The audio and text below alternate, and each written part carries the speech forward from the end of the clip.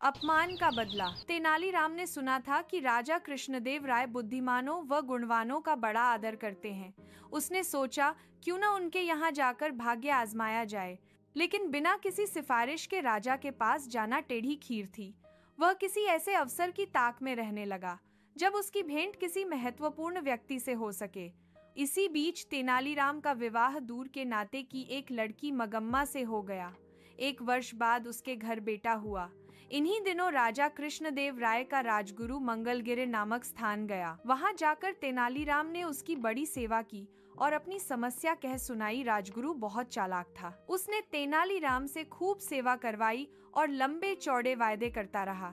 तेनालीराम ने उसकी बातों पर विश्वास कर लिया और राजगुरु को प्रसन्न रखने के लिए दिन रात एक कर दिया।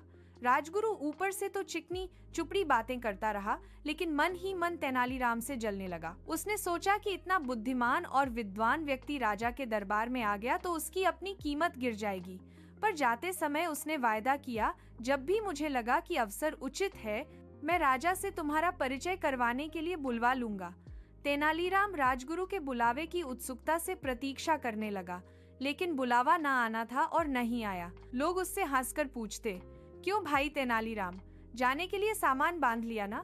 कोई कहता, मैंने सुना है कि तुम्हें विजयनगढ़ जाने के लिए राजा ने विशेष दूत भेजा है। तेनालीराम उत्तर देता, समय आने पर सब कुछ होगा। लेकिन मन ही मन उसका विश्वास राजगुरु से उठ गया। तेनालीराम ने बहुत दिन तक इस आशा में प्रतीक्षा की कि राजगुरु उसे विजयनगढ़ बुलवा लेगा। अंत में निराश होकर उसने फैसला किया कि वह स्वयं ही विजयनगढ़ जाएगा। उसने अपना घर और घर का सारा सामान बेचकर यात्रा का खर्च जुटाया और माँ, पत्नी तथा बच्चे को लेकर विजयनगर के लिए रवाना हो गया। यात्रा में जहाँ कोई रुकावट आती, तेनालीराम राजगुरु का नाम ले देता। कहा, मैं उनका शिष्य हूँ। उसने माँ से कहा, देखा, जहाँ राजगुरु का नाम लिया, मुश्किल हल हो गई। व्यक्ति स्वयं चाहे जैसा भी हो, उसका नाम ऊंचा हो तो सारी बाधाएं अपने आप दूर होने लगती हैं। मुझे भी अपना नाम बदलना ही पड़ेगा। राजा कृष्णदेव राय के प्रति सम्मान जताने के लिए मुझे भी अपने नाम में उनके नाम का कृष्ण शब्द जोड़ लेना चाहिए। आज से मेरा नाम तेनालीरा की जगह रामकृष्ण हुआ। बेटा, मेरे लिए तो दोनों नाम बराबर हैं। मैं तो अब भी तुझे राम पुकारती हूँ, आगे भी यही पुकारूंगी। माँ बोली।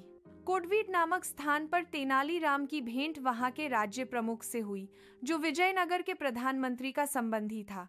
उसने बताया कि महाराज बहुत गुणवान, विद्वान और उदार हैं, लेकिन उन्हें कभी कभी जब क्रोध आता है तो देखते ही देखते सिर धड़ से अलग कर दिए जाते हैं। जब तक मनुष्य खतरा मोल न ले, वह सफल नहीं हो सकता। मैं अपना सिर बचा सकता हूँ। तेनालीराम के स्वर में आत्मविश्वास था। राज्य प्रमुख ने उसे यह भी बताया कि प्रधानमंत्री भी गुणी व्यक्ति का आदर करते हैं, पर ऐसे लोगों के लिए उनके यहाँ स्थान नहीं है जो अपनी सहायता आप नहीं कर सकते। 4 महीने की लंबी यात्रा के बाद तेनालीराम अपने परिवार के साथ विजयनगढ़ पहुंचा। वहां की चमक दमक देखकर तो वह दंग ही रह गया। चौड़ी चौड़ी सड़कें, भीड़ भीड़ा, हाथी घोड़े, सजी हुई दुकानें और शानदार इमारतें, यह सब उसके लिए नई चीजें थी। उसने कुछ दिन ठहरने के लिए वहां एक परिवार से प्रार्थना की। वहां अपनी माँ, पत्नी और बच्चे को छोड़कर वह राजगुरु के यहाँ पहुंचा। वहां तो भीड़ का ठिकाना ही नहीं था। राजमहल के बड़े से बड़े कर्मचारी से लेकर रसोइया तक वहां जमा थे। नौकर चाकर भी कुछ कम न थे। तेनालीराम ने एक नौकर को संदेश देकर भेजा कि उनसे कहो तेनाली गांव से तेनालीराम आया है। नौकर ने वापस आकर कहा, राजगुरु ने कहा है कि वह इस नाम के किसी व्यक्ति को नहीं जानते। तेनालीराम बहुत हैरान हुआ। वह नौकरों को पीछे हटाता हुआ सीधे राजगुरु के पास पहुंचा। राजगुरु, आपने मुझे पहचाना नहीं?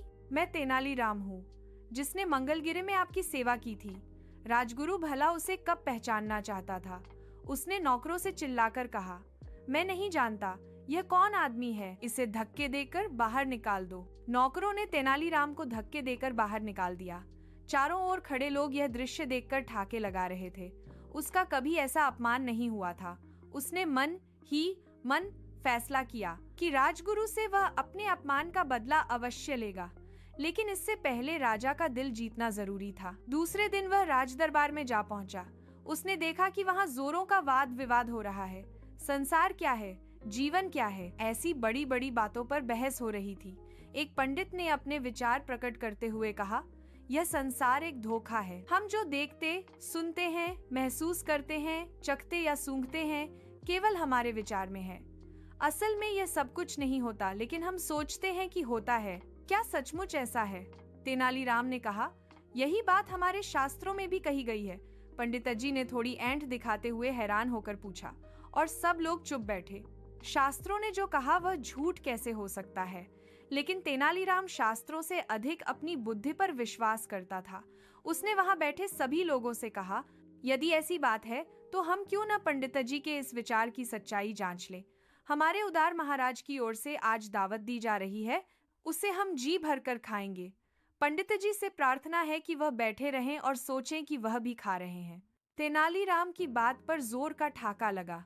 पंडित जी की सूरत देखते ही बनती थी कि महाराज तेनालीराम पर इतने प्रसन्न हुए कि उसे स्वर्ण मुद्राओं की एक थाली भेंट की और उसी समय तेनालीराम को राजविदूषक बना दिया। सब लोगों ने तालियां बजाकर महाराज की इस घोषणा का स्वागत किया। उनमें राजगुरु भी था।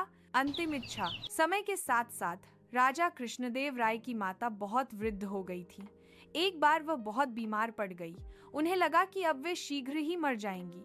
उन्हें आम से बहुत प्यार था, इसलिए जीवन के अंतिम दिनों में वे आम दान करना चाहती थी।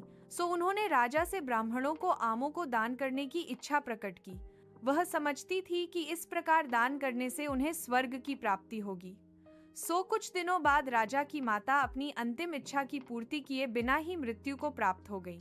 उनकी मृत्यु के बाद राजा ने सभी विद्वान ब्राह्मणों को बुलाया और अपनी मां की अंतिम अपूर्ण इच्छा के बारे में बताया। कुछ देर तक चुप रहने के पश्चात ब्राह्मण बोले, यह तो बहुत ही बुरा हुआ महाराज।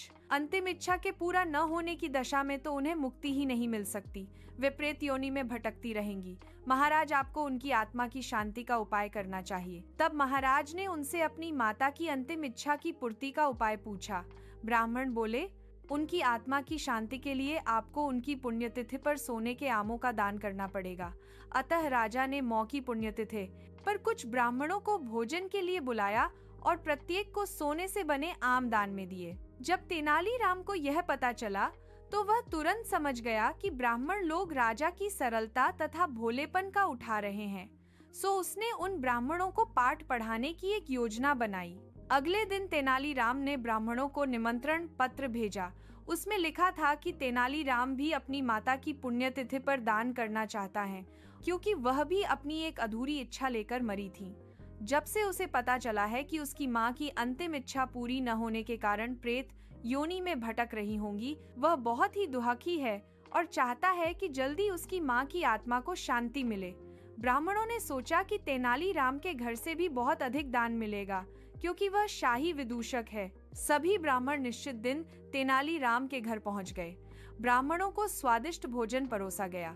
भोजन करने के पश्चात सभी दान मिलने की प्रतीक्षा करने लगे। तभी उन्होंने देखा कि तेनालीराम लोहे के सलाखों को आग में गर्म कर रहा है। पूछने पर तेनालीराम बोला, मेरी माँ फोड़ों के दर्द से परेशान थी। मृत्यु के समय उन्हें बहुत तेज दर्द हो रहा था। इससे पहले कि मैं गर्म सलाखों से उनकी सिकाई करता, वह मर चुकी थी। अब उनकी आत्मा की शांति के लिए मुझे आपके साथ वैसा ही करना पड़ेगा जैसी कि उनकी अंतिम इच्छा थी।